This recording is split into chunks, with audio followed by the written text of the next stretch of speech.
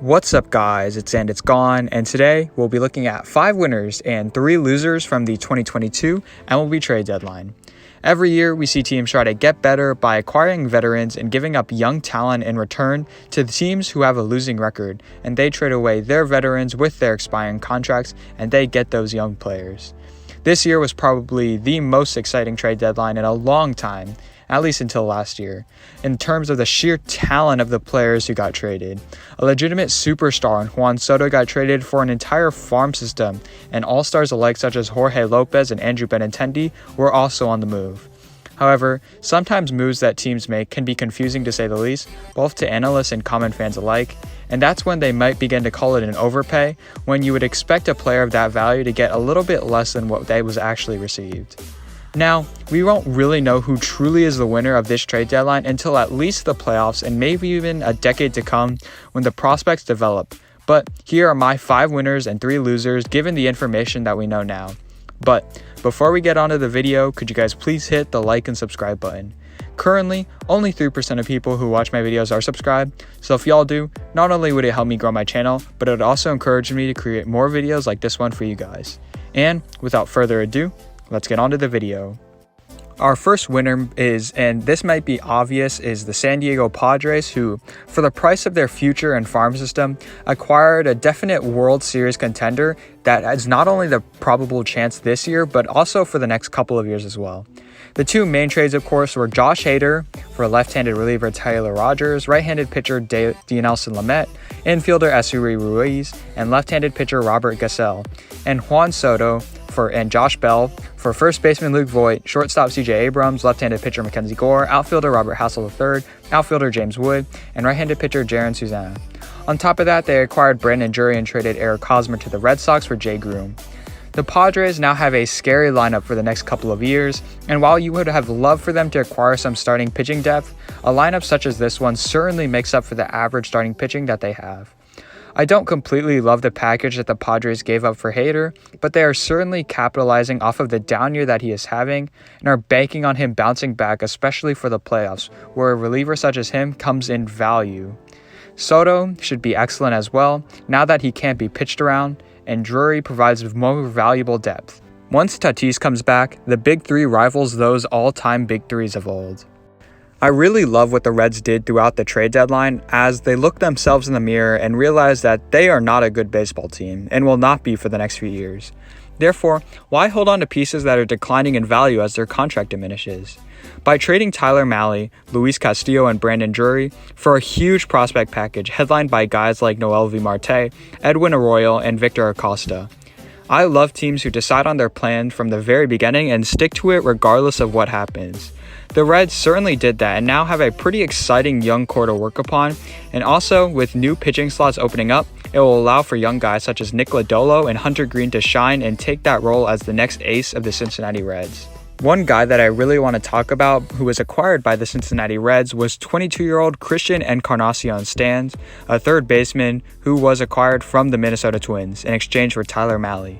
This guy is sneaky good as he's produced great numbers both last season and this season, with an OPS this season of .988 across high A and double A. These are the kinds of players that the Reds are acquiring by getting just underrated guys who have a ton of potential and years left to control.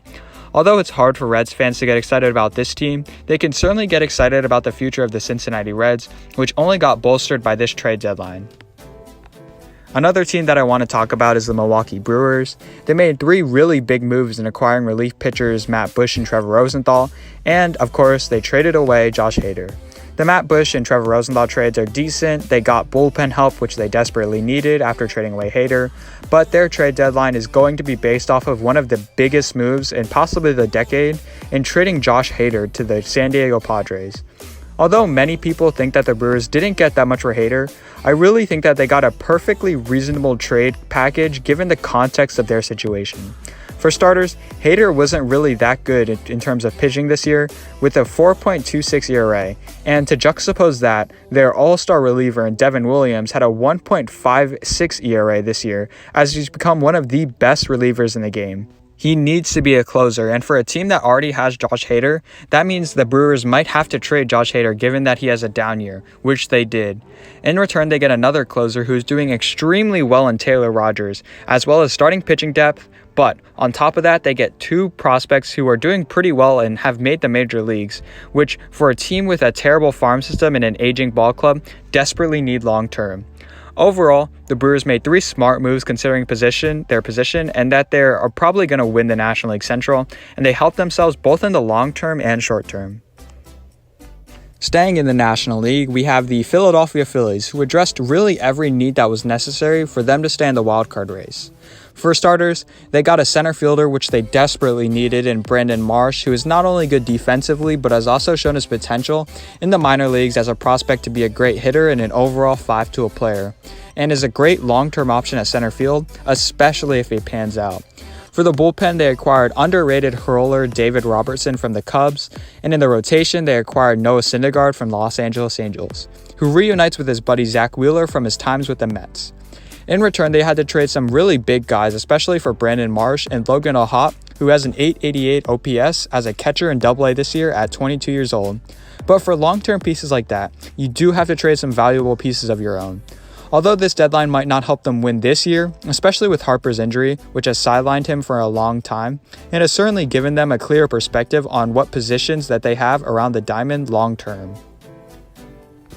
It's tough who to put as my last winner between the Houston Astros and Minnesota Twins, but I'm going to go with the Houston Astros as my last winner in this year's trade deadline. They already had a solid team to begin with, but by adding Trey Mancini and Christian Vasquez, they plugged any holes that they may have and that may be exploited throughout a long playoff run. Yuli Gurriel simply has not been producing this season, along with the catchers on the hitting side. So, as long as Christian Vasquez can adapt to the Astros pitching and call a good game like Martin Maldonado and others, it should be an upgrade. And as for Trey Mancini, it's automatically an upgrade with an OPS plus of 114, which dwarfs Gurriel's 94. The Astros front office was on brand and made the moves that they had to without disrupting the great team chemistry that they have and not disrupting any flow. They only got better at this trade deadline, and with contenders, that's all you can really ask for. Now we move on to our losers, and our first one is the Los Angeles Dodgers. And there's an old saying in baseball that is mainly said after the trade deadline, but can really apply anywhere, and that is, if you're not getting better, you're getting worse. The Dodgers saw that their division rival Padres just made a huge trade for superstar Juan Soto, and will undoubtedly put them in World Series contention, and what did they do? They traded for Joey Gallo. This move is fair in that Joey Gallo is at his lowest value that he would ever be, and if he does pan out, the Dodgers would look like geniuses. However, from a team standpoint, it doesn't make that much sense. He's a left-handed outfielder that strikes out a ton, and the Dodgers already have a couple of those in Cody Bellinger and Max Muncy, although he does play a little bit infield. They also traded for Mitch White in a move for two prospects, and that is concerning to say the least, given that the fault of last year's Dodgers was pitching depth and depth in general. So by trading Mitch White, who has been proven to be a valuable piece when pitching injuries, just shows another weakness of this current Dodgers team. Certainly, the Dodgers will be in contention for a World Series this year, but are they favored now with other teams in the National League making huge moves like the Padres? Probably not.